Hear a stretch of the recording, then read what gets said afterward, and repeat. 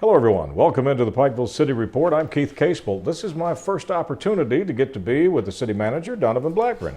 Good to see you. Keith, it's a pleasure. I appreciate it. Now Donovan, I've been watching this program and I've been listening to you. Obviously, living here all of my life, I pay special attention to what goes in at our city and our county.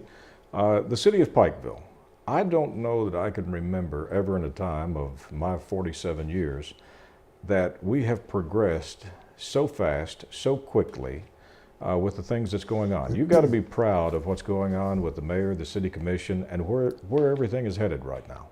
Keith, we're extremely proud. And, I've been, in my 46 years, and most of my life living in Pikeville. Mom and Dad moved me here since the 4th grade, so I'm a Pikeville native. And to see, going to Pikeville High School back when I was younger, and seeing what it's evolved into today, it's absolutely an honor to be part of that. And we've got a progressive commission. I call him a mayor with vision beyond vision. Hamley got a lot of publicity and a lot of accolades and the things that he's accomplished, but he paved the road for what a lot of the things that Mayor Justice and this commission has been able to accomplish over the past several years. So over the last 7 years, almost 8 years now, as city manager, to watch the town evolve into what it is today has just been an absolute blessing. Let's talk about some of the things that are taking place right now. Obviously, the city took over the Expo Center. I think one of the best moves that's ever happened. We certainly need the Expo Center, and I think any of the hotels and restaurants will tell you that because of the boom in business that they have right now. You've started Main Street Live with some shows outside. The Muscle on Main, what a huge event. And now you've got an event coming up for all the kids, the Nightmare on Main, which I kind of kidded you before we started this program. I know why you named it that last year, because so many people turned out. That's true. We had a crowd, and it was a nightmare. It was, but it shows you once again the impact of this community and how much that they have a desire and a need to want to come out for more entertainment, more events, more things to do, which overall improves the quality of life. Keith, I go back to the very first year that I became city manager, and I've talked about this in the past, but A&E, you may have remembered, came into our community and they did a little story over the Lillyland murders.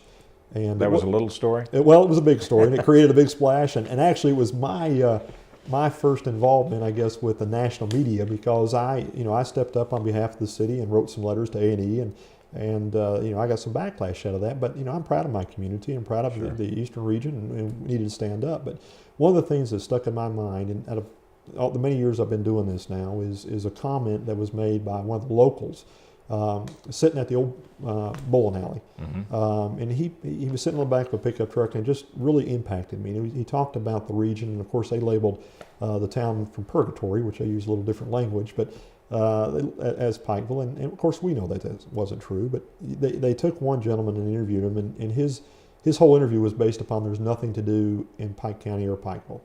And I stand back and look at what the good Lord gave to us and all these amenities that we have, and I thought that was just absolutely isn't true. But we have taken a lot of those amenities and we have tried to build upon them. The Expo Center obviously being a major focal point. Back again in 2004 when I came on board, the Expo was under construction. The parking garage we'd just taken over. There was need for infrastructure. We had very few restaurants in and around the Expo Center, no hotel service in close proximity. We had great hotels outlining, but the feasibility study talked about the need for lodging. If you're going to attract acts in, they've got to have places to stay. You got to have a place for small conferences, those type of things. So the Expo, under the feasibility study, talked about over a $10 million direct economic impact to the local economy, not just City of Pikeville, but regionally. Because when people are visiting the Expo Center, they stop and they get gas, they shop at whatever store, and they sit down and they eat. But there was need for infrastructure, and there was need for change in the way that the downtown looked. Simultaneously, we were undergoing the Renaissance program, of course, under Patton's administration. It funneled quite a few dollars into the market. So we were tearing up the streets, putting all the utilities underground, creating facade programs, enhancing the beauty of the downtown area, invested over $2 million in the city park. And I could go on and on and on about the things that we were able to do for the city to make it a premier location. But the Expo Center was pivotal at this point. It not only pivotal then, but it's pivotal today. The problem was, as though that it was a state facility, The state went through a downturn in a down economic turn. They had no money back a couple of years ago, but there was no plan for the budget in order to support the facility. The legislators or local legislators fought like crazy. They were able to put some coal severance dollars through the county into keeping it afloat. But this facility had accumulated over $700,000 in debt. Now that wasn't debt that they were incurring; that was old debt that they couldn't pay. So the doors, the facility was going to close. I mean, there was no way about it.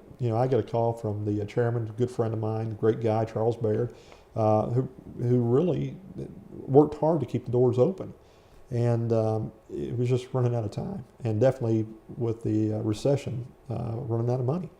And so he came to me and asked for the city to consider. Well, if you look at taking over the facility, if you look back at the original study, it talked about the facility incurred a yearly debt, which is common amongst these facilities. This is what these facilities do. They lose money, but they create tax base. They create demands on services.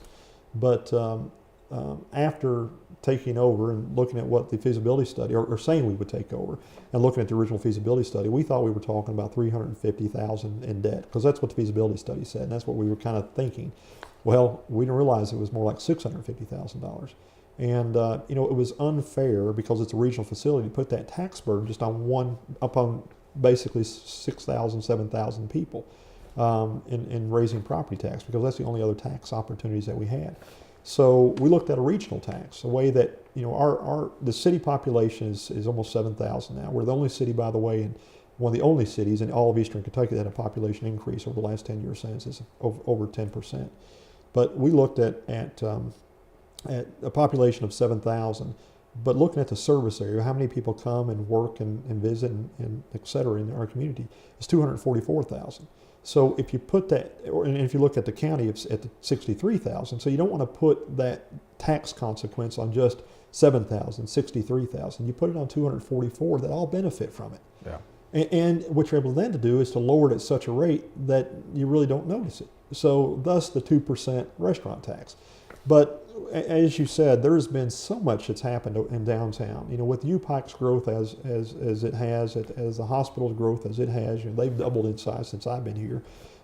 With what tax base they're paying back to the city, and what UPike just grew from 1,000 to almost 1,900 new students. There's a demand now, and though that a lot of communities are criticized for business moving outside the downtown area. Downtown areas is becoming your social hubs now. It's not your shopping hubs, it's your social hubs, it's your gathering hubs, it's your unique, your artist jive, I guess, or the way that people come down and interact. So we recognize that, and we've tried to create not only tax base, but to create emphasis on those areas. So the need to survive, to keep the Expo Center open, was massive. The Hampton Inn at the time was brought in specifically for the fact, based on a study that the city did, to support the Expo Center. We have a new hotel that's getting ready to start in January, a Hilton Gardens. Puts the Hampton, if you can believe this or not, to shame. I've seen the design. It's going to have a restaurant, a 5,000 square foot penthouse on the top floor. But again, this is creating demand for the downtown area. But we've got, we were talking earlier about the outdoor plaza. Specifically under negotiations on the contract, when I was negotiating with SMG after we took it over, I had a couple of caveats in there that I specifically had reason behind it. One of them is I wanted to control the outdoor plaza, because we went out, we built a stage, we created tables and Wi-Fi, and the intent was to bring the kids from the university down, but more so to give, again, a gathering place a couple times a month for the community, to give the politicians a place to speak, to give nonprofits a place to go, other than just a city park. But with the expansion of the city park, we again, over $2 million investment, Keith, and back when and I live right beside the city park. But in 2004, we had 17 events scheduled in the park that year in 2004. This past year, we had 400 events scheduled in the city park. So you can see the quality of life is improving, the events, and I know some of the events that we talked about that everybody's excited about. The Nightmare on Main, as you I'll be there. Well, I'll be. See if you can find me, because my wife and I, we had it's a fun. I mean, it's great. We enjoy doing these things. Yeah. But we were able to go and we went to Lexington on a conference last week or week before last, and got to go to Halloween Express and pick out our costumes. So I'll challenge you to find me, I guess. I promise you I will. I know why you're doing this program, because being in the media, I have always found our biggest problem in our company is communication. Believe it or not, we're in the communication business. The biggest problem is communication. Here you are trying to tell the story, much like I did last year as chairman of the Kentucky Broadcasters Association. When I wanted to bring the convention to Pikeville, I had people from Louisville to Paducah said, "What are you thinking? Why Pikeville?" And then when they came to the convention, I was bombarded with emails. Most beautiful city, had the best time, enjoyed the breaks, loved the golf course. I mean, everything about it. So it was kind of out of sight, out of mind. They come here and they realize their perception was wrong. Everything was wrong. With this growth, Donovan, all the things that we're talking about, the expo, everything that you're doing, being progressive, you're always going to have somebody out there that's a naysayer saying, wait a minute, why are you doing all these things? Well, Keith, you're absolutely right. And for those naysayers, that's fine. I mean, that's what our country is founded upon. It's founded upon freedom of speech. It's founded upon a government that is subject to the people's will. We have open meetings, and there's laws requiring the city to have open meetings to let folks know, the voters know, the people that the politicians support know what's going on. So it's not a problem with naysayers. The problem is, and part of it's our fault, just like you mentioned a moment ago, is that we don't communicate enough past the meetings. Our meetings are open. I have this show on every 2 weeks to talk about some of the things that are going on in the city and the things that are going on in the meetings to keep the public informed. But some of those things sometimes, Keith, that hit people in their heart, because people resist change. Absolutely. And that's fine. But what I have found is that once they realize and understand the change, then they'll grasp it, wrap their arms around it, and they'll run with it. And you can see the city just, again, 4 or 5 years ago, what it was then compared to what it is today. Well, let's talk about the tax a little bit. You made a great point there. Why put all the burden upon 7,000 people when we have 250,000 people using the expo? Obviously, now on the news is you're bringing a theater to Pikeville. That's going to require restaurant tax. And I've had a few people come up to me and say, I like it, I'm for it. I've had a few that says, maybe I'm not. But it's a volunteer thing. If you don't eat at the restaurant, you don't pay the tax, right? This is true. Now, the last time I checked, it was an hour and a half wait to get into a certain steakhouse. And if you wanted pork, it was another 45-minute wait. So there's not a real big vacancy to get into these restaurants. And this tax is spread out. I think you made the comment, $10. It's going to be like what, 20 cents, 25 cents? 20 cents. On your meal, so that we can have these types of programs that's going to bring in doctors. Right. It's going to have people move into our town. It's going to have businesses locate here, because it is progressive. Well, everything relates back, and you make a very good point. And I've said this time and time again, Keith. It's all about quality of life. When you recruit a physician here, we've got the regional hospital, National Hospital of the Year twice, 2 times in a row. They're expanding their relationships with the Cleveland Clinic. And I'm just using that as an example because what the hospital has to do in order to get that talent here is they got to go and recruit that talent here. Sure. And if you've got somebody living in New York City or Los Angeles or even Lexington or Louisville, leaving that quality life, coming here with nothing to do, if you listen to what A&E said, isn't real enticing. So to your point, what we have found is that once people visit the area, everything that they have said and everything they've thought about the area all vanishes. They're amazed with the beauty, the people, all the events, all the things that are going on. And so it's quality of life. It helps build our economy. It creates jobs. It's not just people walking through the expo door. And that's, we started out by talking about the demand that this facility creates, or the demand Jenny Wiley will create. It's the people that come into town that spend their money outside the expo center, the restaurants, the hotels, et cetera, et cetera. But understand too, Keith, that the expo center last year, had well over 130-some thousand people that came through for the major events, not the small events, just the major events. Only 10% of those were from 41501, 41502 zip code. Wow. So the outlining area is what's fueling our economy. It's what's bringing those people in. That's creating those service demands. The quality of life is what's important. We just were talking earlier before the program. We just had Disney on Ice. We had 14,283 or 63 folks attend. That's a quality of life. Those are folks from places like Phelps and Wheelwright, and I can go on and on and on, all around the region, that their child would have never had that opportunity to have seen that kind of performance if it hadn't been here in Pikeville. For years, and that's what has aggravated me, I guess, and when I first came in this position, is that we've had to travel to places like Lexington and Huntington and Charleston to get these quality of life. But what we've done is we've also taken our dollars with us. We've gone down there and created jobs. We've gone down there and spent on restaurants and gas and those things. And we've not brought that money back to our community. And what gets me about this, when you're talking about the progression that you're doing, fear always sells. Absolutely. Fear not only sells, but fear rules. So I know there's people watching this program or listening to this program, and they're thinking, okay, this tax, now is that going to be the cafeteria at school? Is it going to be my church? Is it going to be, if little Johnny wants to set up a lemonade stand and sell some cookies, is it going to be a tax? What is the clarification on all of this? Well, I'm glad you asked that, Keith, and because my phone has recently lit up asking those questions, and it goes back to us communicating. The first thing is what we believe in. This commission, Mayor Frank Justice and the City Commission believes in transparency. When I first came on, we have one of the things that we did was we created the city's website. We were ranked 4th in the state of Kentucky for municipalities in the way our website is set up. Our minutes are online, our meetings are online, our agendas are online, new ordinances, you can do ordinance searches online. So all this information is at the fingertip for those that can't show up. This issue of this tax was debated very heavily by the commission in open meetings. It was advertised many, many times. And that's what our form of government is meant to do. But there's been some, and in any time that you debate, you get one or two people that come forward that they don't understand it, and by not understanding it, they put their twist on it or their perception of it. And by nature, as you know, in this government or the United States is going through right now, taxes is a dirty word in a sense. Nobody wants to hear taxes, but you have to understand what this tax does before you go into who all it impacts. Because what this tax does is it's a regional tax. Not only does 240,000 people pay the tax, but it's a local tax that's invested directly back into your community. When I pay federal taxes, where do they go? It's not Pikeville. Yeah. When I pay state tax, where do they go? It's not Pikeville. Now, we may get some of those dollars back, but they leave first. This tax stays here. It never leaves our community. And it's brought in not by the businesses, but by the people that are visiting, working, supporting our community of only 2 cents.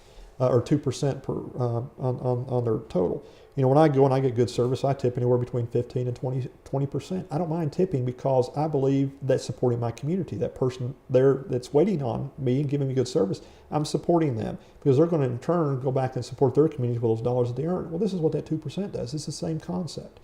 Now, to your question, and I want to get this right. Here in front of me is the actual tax code. It's the ordinance that was read and accepted.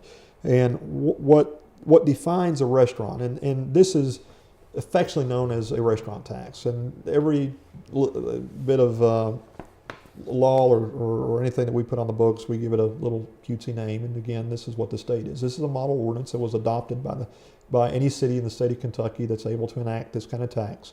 But under the definition of a restaurant, it states is a restaurant means any fixed or mobile commercial establishment that engages in the preparation and serving of ready-to-eat foods in portions to the consumer, including but not limited to restaurants, coffee shops, cafeterias, short-order cafes, luncheonettes, grills, tea rooms, sandwich shops, street vendors, catering kitchens, delicatessens, similar places in which food is prepared for sale or consumption of this premises or elsewhere. Now, what happens is people take that out of it and say, well, it's got to be everybody. It's got to be everyone. I was going to say, you might be a lot better off if you just say, here's who it excludes. Well, I would agree with you. I'm not sure everybody understands. Well, and to your point, this is what the attorneys do for a living. Yeah. And, I've got a lot of great friends, and they've got to keep you out of trouble in doing what's right, adhering to the law. But some of this language is necessary in order to make sure for clarification.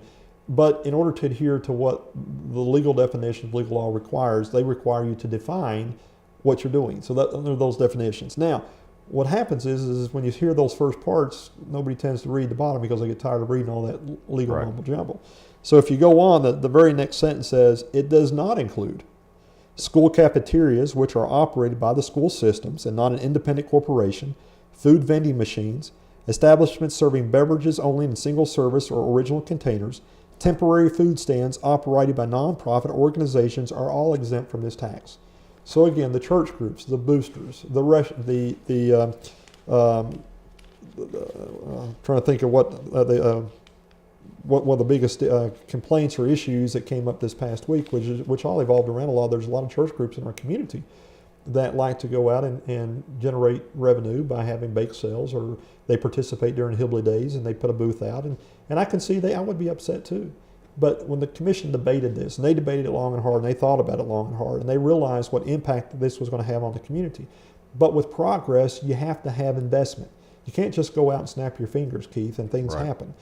Unlike, and I came through, our previous working relationship was through an old company here locally back years ago when I worked for Lowe's Home Center. So I understand retail. And in retail, when I was with Lowe's, I could go out and bring in a whole new product line, put it up on the shelf, and generate new dollars. I don't have that opportunity or luxury as a government. My dollars is what my economy brings in. So you have to formulate additional dollars, invest in order to get new business out of that investment. And this is a very minor amount of money, 2% to invest. That doesn't include nonprofits. It doesn't include your booster clubs, your church groups, your civic groups. Those things are all nonprofit, and certainly not school cafeterias. But what this does do is it gives the people out there a choice. Now, obviously, we want them eating in our restaurants. Yeah, you know, what I really like about this, Donovan, is what you pointed out, that only 10% of the people that attended the expo were from this zip code, from this area. So basically what you've done is you've come up with an idea that said this is a regional expo. It's based in Pikeville, but if it serves the region, then the region should help bear the cost. Right. And they'll be doing that by when they travel into Pikeville by paying the restaurant tax. Right. Well, in a very small, significant amount, because in numbers, you're able to bring in more dollars. If I put the burden only upon the 7,000, imagine what you're going to pay. Sure. Compared to putting only 2%, 20 cents on a $10 meal on the few. Not only does it improve the quality of life, and it allows people like us to be able to go see Lady Antebellum, Darius Rutgers, Carrington, who was recently. We've Disney on Ice, UK basketball, arena football. How many kids in our community that will carry with them for the rest of their life that play basketball, that was able to come here and play in this arena, the same size floor as Rupp Arena, to play in a full jam-packed house during the regional tournament. Those are memories. Those are quality of lives, all for 2%, 20 cents on a $10 meal. You know, let me ask you this question. I hate to ask it, but growing up here myself, is there a certain amount of people that believe we don't deserve these services? That, we've always traveled to Lexington and, to see a show or go to a game or a restaurant that we don't have here. So almost as if we're undeserving of it. I agree with you wholeheartedly. Matter of fact, a good friend of mine that's on the backside of this camera now and I have had this conversation. And that's part of why Pike TV to us was so important. And that's why East Kentucky Broadcasting to us is so important, is that we have to train, I won't say train, we've got to refocus our own people to understand that we're worthy. When you turn on the media and you listen to almost any show that's been out there involving Eastern Kentucky, you know what you get. Negative. It's all negative. Yeah. And I believe that our people have sometimes fallen into the lull that if it's negative, we must be negative, and we're not deserving. You look at and one example, I was recently at a KLC conference, and we talked about the drug epidemic, and there's so much attention put on Eastern Kentucky about the drug epidemic. And is it there? Yes, it is. But if you look at the rest of the nation's statistics, we're no worse off than a lot of places during the rest of the nation, but always the focus is on Eastern Kentucky. Yeah. When you look at, when you think of the Hatfield McCoys and the barefoot and pregnant theory, that's what we're labeled with, and it's not right. It's just absolutely frustrating. When you stand back and you look at the third largest banking community in the state of Kentucky, a medical school, a regional hospital that's been nominated as National Hospital of the Year. When you look at our high school and independent school system here in the city, and we've got great county schools too, and you look at the rankings statewide, and you look at our test scores, and I could go on and on about all the things that this community is built upon. The Kentucky League of Cities, Keith, just did a story on, we were the first city featured in the KLC's magazine about Pikeville's progression and how much that we have moved forward where other parts of the state hasn't. You know, we've got over $200 million in ongoing projects right now with a lot of things that we haven't disclosed yet that's going to move forward. But I believe that a lot of people think that we're either undeserving, and then you made a very good point a moment ago about the fear factor. And I believe this is, you know, not to call anybody out because, you know, this was a good exchange during the city commission, but recently was in the press that we had an exchange between our local theater, the Abshers, that own the theater group. And I certainly understand, you know, they're good people. They've been here and we support business. We'll help them in any way we can. They were very compassionate about their argument. They were very respectful with the way that the commission and them addressed each other. But that fear factor is that if something's new, then what am I going to lose? What's going to happen to my business? And, you know, Jenny Wiley's been in the press here lately. But if you look at Jenny Wiley Theater, and this is part of what the plan is, the intent is to support those hotels downtown. Mm-hmm. 2 or 3 weekends ago, we had the UK Pros, we had Muscle on Main, we had the hotels all packed that weekend. Downtown hotel here had 1 room available on Saturday. I believe the first time since Hillby days. But generating that downtown weekend traffic is important. But Jenny Wiley, you look at last year, they had 25,000 people that came through their amphitheater. The amphitheater is still going to exist. That was another one of those misnomers, is that Jenny Wiley's leaving Prestonsburg and coming to Pikeville. That's not true. Jenny Wiley's staying in Prestonsburg. They'll be in Pikeville also to produce a year-round indoor theater. But 25,000 people came through their facility last year. That was for 4 months. So if you look at 3 times that, because we're going to be open year-round here, then look at how many people that brings into our downtown community, creating service demands. You know, here's what I like about this, and to prove to everybody that's listening and watching this program that what you're doing is working. Anytime between 3 o'clock and 6 o'clock in the afternoon, get on either side of the city that you want and try to drive to the other side. You know, we just expanded the lanes. You're talking about a population of 7,000, and during drive time, you're sitting there at a red light thinking, where are all these people coming from? These are the people that you're talking about sharing the burden on financing the expo and the Jenny Wiley Theater. Absolutely.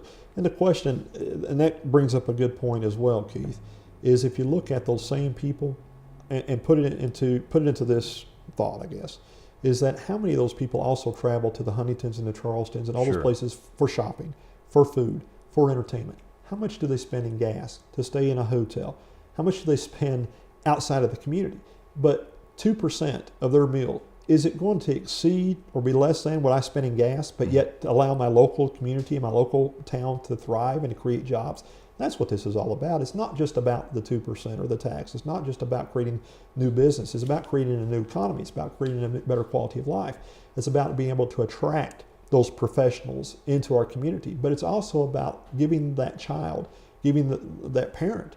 You know, this facility over here was built on coal severance. And I've told this story before too. The first group that I went over to see, I had a young little girl and a young lady sitting behind me, and her husband. She was talking. I was asking her how they thought about the facility, and this was again it was the very first concert. And she said, "Well, it's great, but I wish my husband could be here." And I said, "Well, where's your husband?" And he said, "Well, he works the second shift." So he was a coal miner. His hard work is what. And back breaking labor and sweat is what helped generate these coal severance dollars that poured back into this facility that created an economy. So it's their contributions that is coming back to us. It's the same thing with the restaurant tax. It's our contributions that allows us to come back and enjoy. So his daughter got to see something and enjoy something she may have never otherwise had the opportunity to see or enjoy. And if you look, you know, we've got, we just launched our new website.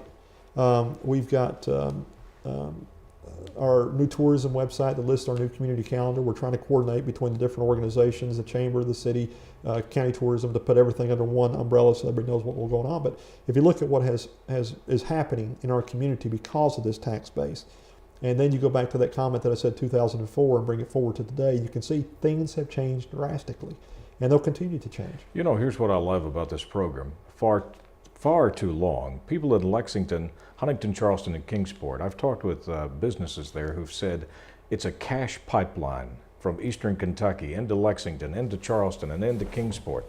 When our people go down there, they spend their money They don't, if they're paying a restaurant tax, they don't ask, they don't know, and they don't care because they're there for those facilities. That's right. But here we are trying to create the same kind of facilities, restaurants, entertainment, arts, so that you can stay here and enjoy it at home, and then you get some fear factor that it's going to cost you extra money. It's actually saving you money, keeping you from having to drive to Charleston or Lexington. That's the whole point. You hit the nail right square in the middle there, Keith, with your point, and that's what we've been trying to convey. And I won't say the message isn't coming across clear, because to your point, you've always got the one or two naysayers that says that this isn't good, that you're using government dollars or the dollars that we spend, investing them back into the community on things like the Expo Center. It's a waste of money.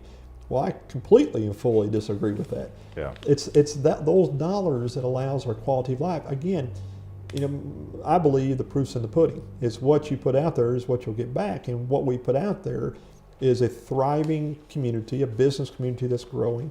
You look at the dollars that has been invested, and we had a 10% increase. If you look at the census, and I challenge anybody to go online, look at the census data across the nation. Look at Kentucky. The areas that's growing is the metro areas, Lexington, Louisville, Covington. Look at Eastern Kentucky. It's not growing. Pikeville's growing by over 10% and will continue to grow. The reason we're growing is facilities and quality of life and the things that we're able to offer. It's why we have $200 million in projects going on, why commercial air service is looking at we're looking at hopefully opening commercial air service to even expand past that. But does just the city of Pikeville grow? No. The whole area grows. We all benefit, because I promise you, drive any restaurant in Pikeville, Coal Run, or any outlining area on the day that the Expo Center has an event, and tell me that they're not packed. Yeah. Absolutely. We all benefit. Here's another point I want to make before we run out of time, is I know there's going to be, and I've even read this in the paper, where people have said, take all the money you're putting into the Expo and let's create jobs.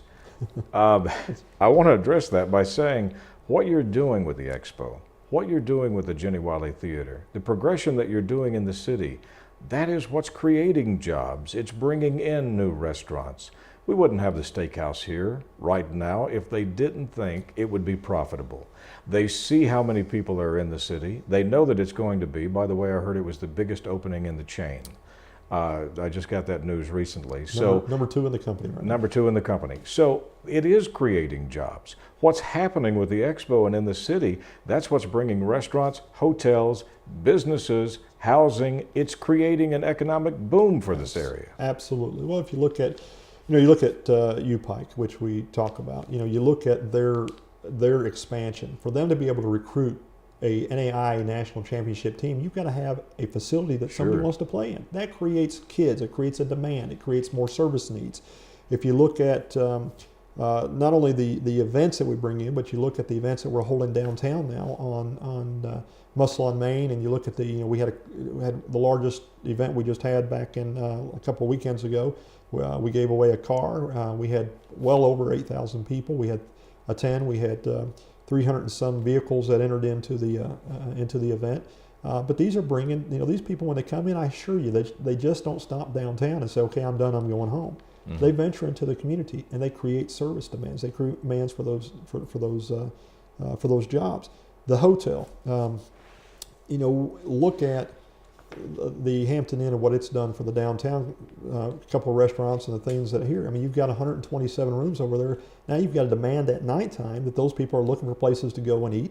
They're getting ready to bring another 120 rooms. So you got 250 people downtown every night. This thing stays packed every night. That's why, obviously, they're building a second one. But the reason, Keith, that they came was because of the Expo Center. The reason that they're excited about the Jenny Wiley Theater is because now there's 120 more people that's right here in town that will create a demand for wanting some things to do. And I could go on and on about how it's a domino effect. And I believe, and you can either feed a man a fish or you can teach a man to fish. And I think what we're doing is we're teaching people to fish. We're putting them out there instead of, there was a letter to the editor not too long ago in the local paper talking about taking the same dollars, to your point, and going up these different creeks and hollows and investing in feeding these folks. Well, first of all, there's only certain things you can spend on this 2%. It's a tourism tax. Yeah. You're only into that one realm of what you can spend those dollars on. But more so, we are feeding those kids. by creating jobs. We're feeding those kids by getting them out into the community and allowing them to have a quality of life and entertainment instead of being in that 2004 mentality of there's nothing to do and I'm depressed. Sure. So, and statistics will show you, if you give these kids activities such as what the City Commission has done with Bob Amos Park, Downtown Park, Muscle on Main, the Cafe on Main, keeping kids busy is what keeps them out of trouble. And I think we've done a good job with that. I concur, I agree. And I think the progression is something that needs to be applauded and certainly not held back. I mean, and through and by this communication, and you mentioned the hotel, I got to tell you this. When we had a snowstorm last winter, I got the bright idea that, you know, maybe my power would go off. I don't have a generator, so I was going to get a room in the hotel. There were no rooms. I mean, and I mean not just at the Hampton, but I'm telling you, every hotel I called, there was no hotels. The only one I could locate was in Paintsville. And that's what kind of business they were doing. Well, it's amazing, you know. And if, for example, business breeds business. Sure. Anybody in business understands that.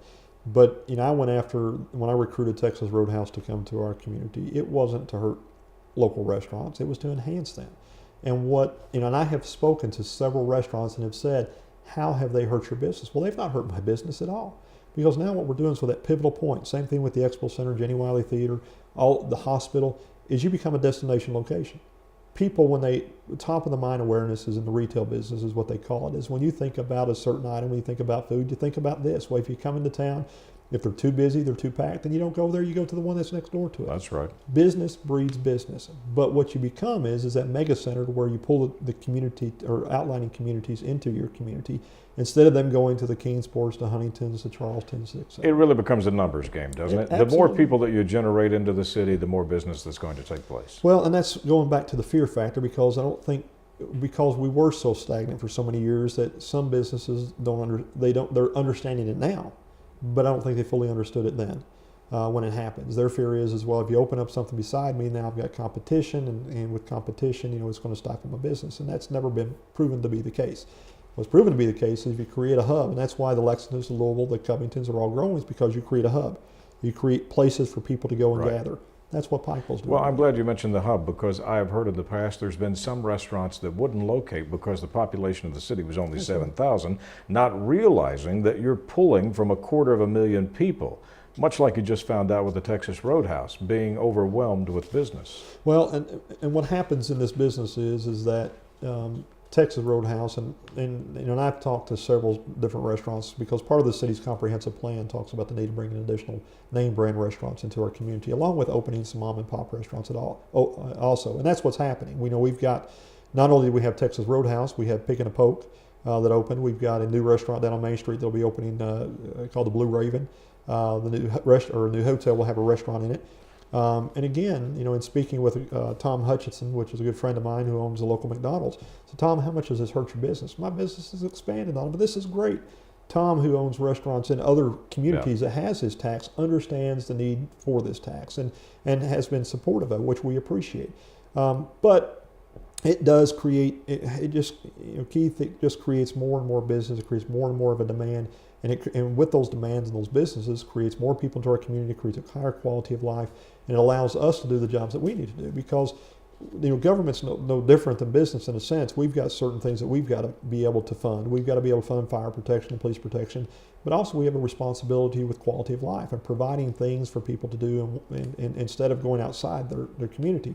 Because that's one of the worst things that any government could do, is if you're not progressive and not moving forward and saying, well, it's always been this way, we're just going to leave it this way. Well, then you're moving backwards, because somebody else, I guarantee, is out there doing it. My friend, you're passionate about what you're doing. I could sit and talk with you all day, but I think we just got the cue that says we've got to go. The city manager of Pikeville, Donovan Blackburn. I'm Keith Casebolt. Thank you for tuning in to the City Report.